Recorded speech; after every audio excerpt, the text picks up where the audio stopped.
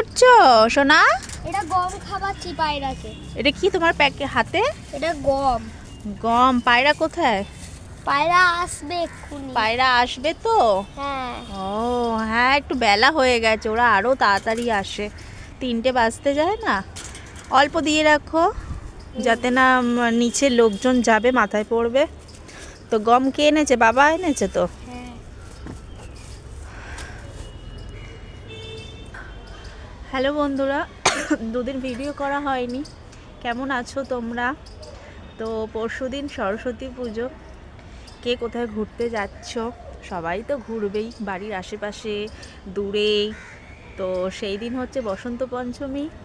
তো কেউ এমন থাকে না, নেই যে সেদিন ঠাকুর দেখতে বেরাবে না, আনন্দ করবে না, মজা করবে না, সবাই ঘুরবে বেড়াবে।